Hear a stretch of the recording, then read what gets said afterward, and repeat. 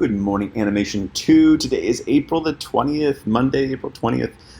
Hope that you guys had a great weekend. Here we go.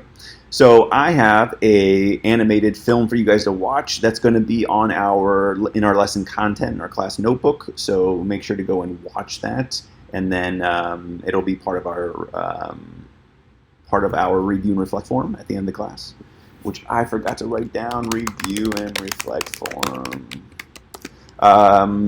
The project, the rubric. Now, we ran out a little long last class period, so I didn't go over the rubric, but I do want to now. So here is the rubric for this project. It is in the Files tab of our Teams folder. So let's go over it real quick, okay? Length of film. The film is at least 90 seconds long, no more than 3 minutes. And complete.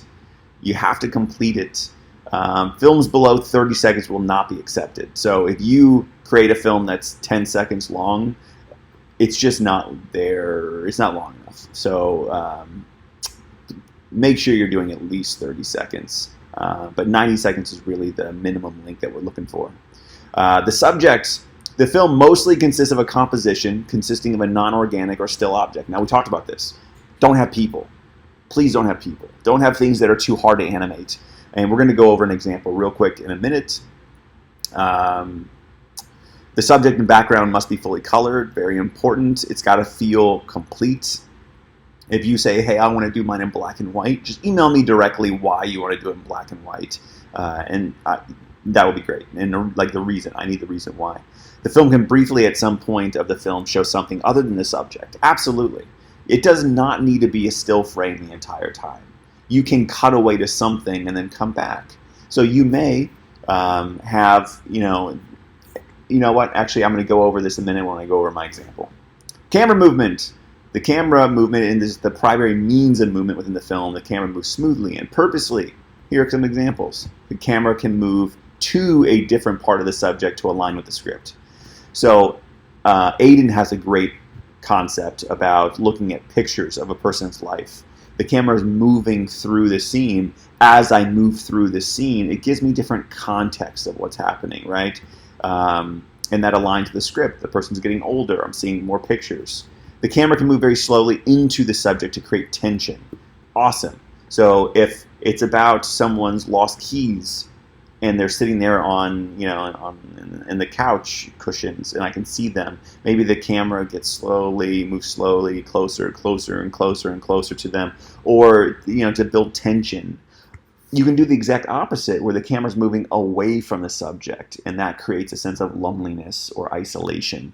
So it may be like that toy, Bossert's idea, I think it was Bossert's idea, of the toy on the shelf that no one's picking. Maybe at the beginning of the film, when the person's thinking about picking this doll to take home, the camera's moving closer and closer to build that tension of, is she going to get chosen? And then eventually the kid chooses the box and then walks away, and it's, so great.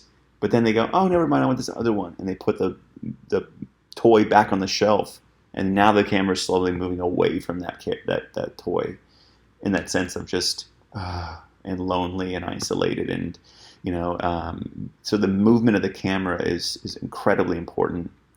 The camera can move very slowly away from the subject to reveal the more of the scene. Again, I think this is another awesome way of doing it. You could, and I'm going to go over this as an example in a second, show an image of something. And an example I'm going to give is a phone, right? But as the camera goes farther away and I see more of the scene, I understand more of what's really happening, right? Almost like a reveal of or a twist in the script. Audio design. The audio design films consist of all the following. You need ambient sounds. Incredibly important.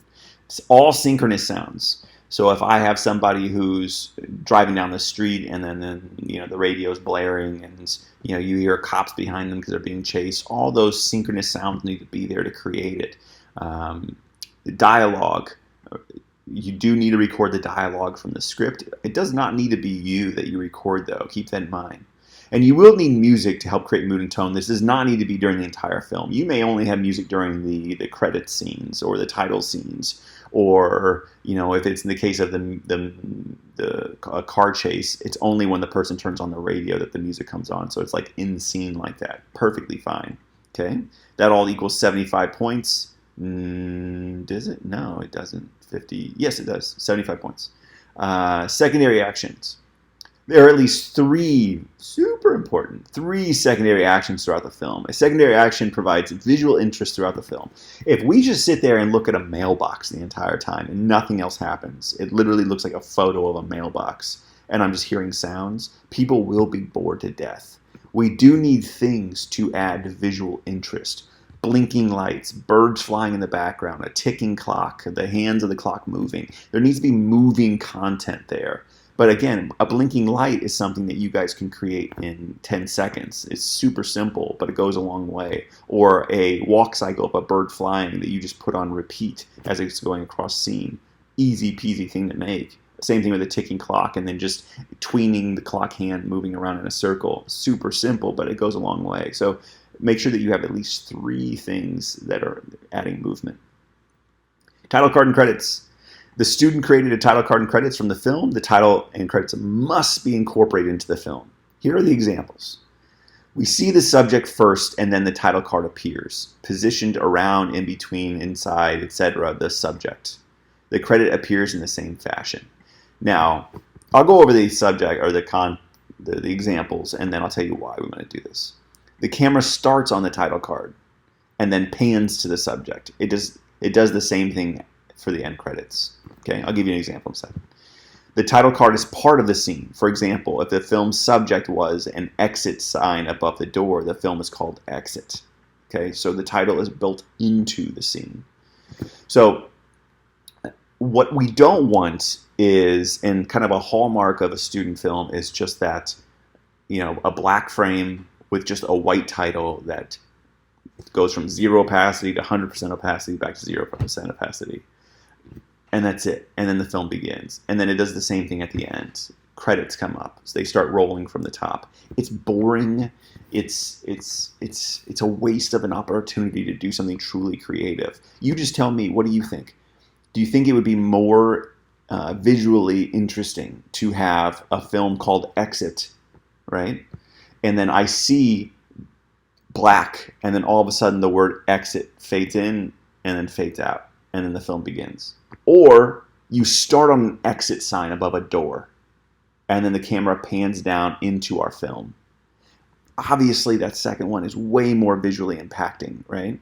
So think about how we can incorporate these credits into, or the title card and credits into the film. So if you guys need more examples of this, just let me know. I'd love to give you more examples. But I don't want to give too specific examples because I don't want you to go like, hey, this is how it should be done. There's billions of ways to do this. Absolutely. I mean, you could have, I don't even want to say it. You can, there's tons of ways. So consider doing that for an A+ in the class for this project, okay? All right, that is the rubric for the project. Again, it's in the files bin on our class and teams folder. I need you to turn in the script that you guys wrote into the assignments tab. So in our teams, again, files is where you're going to find rubric.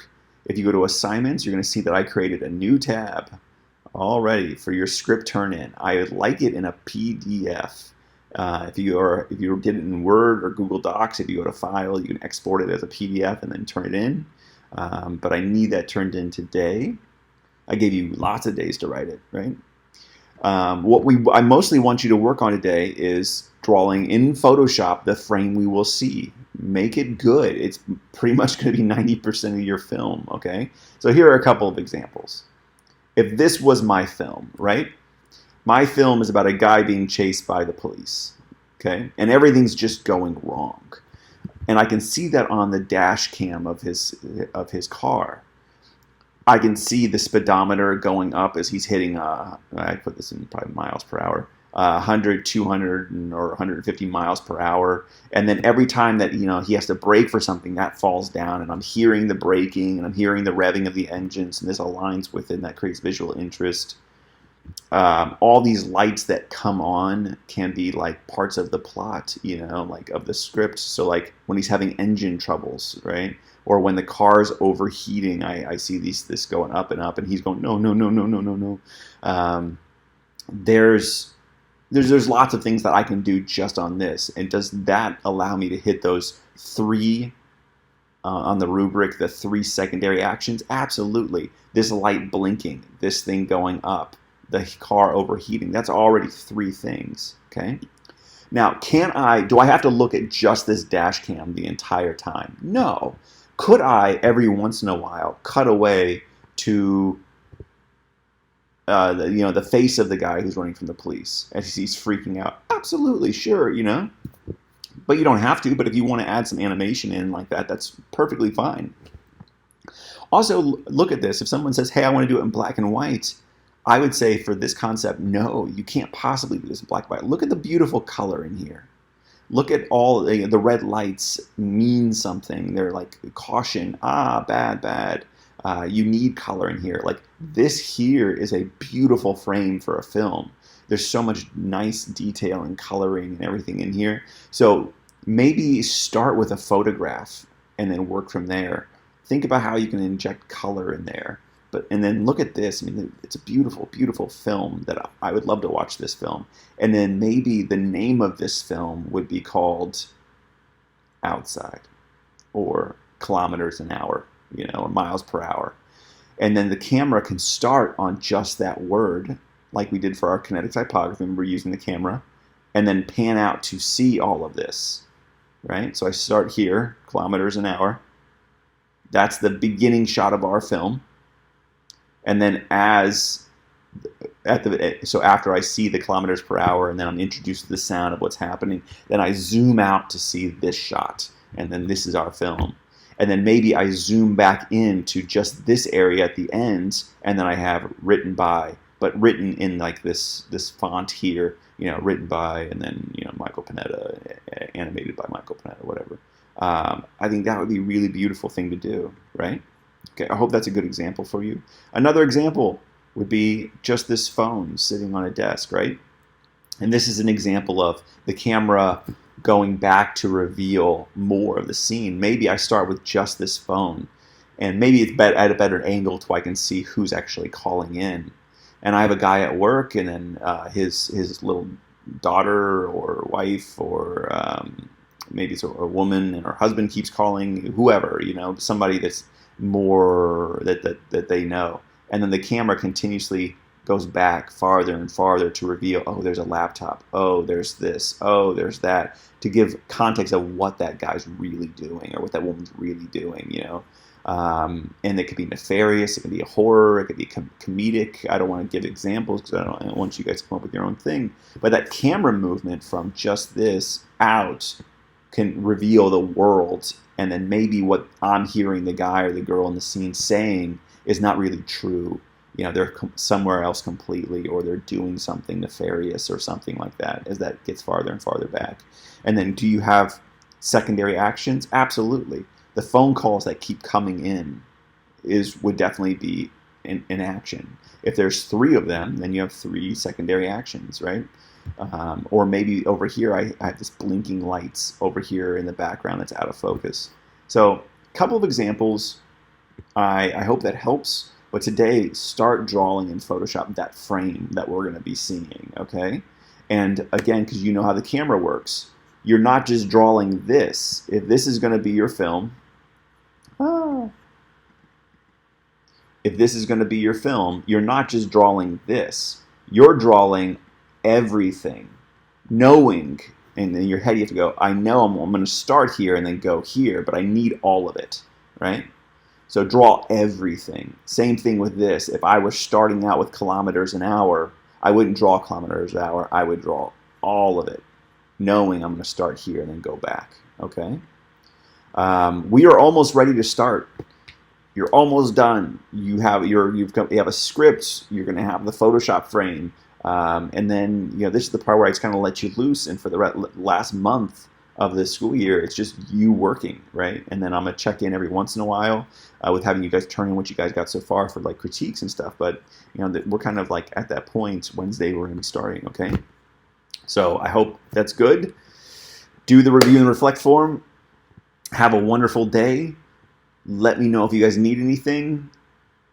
That's it. Bye, guys.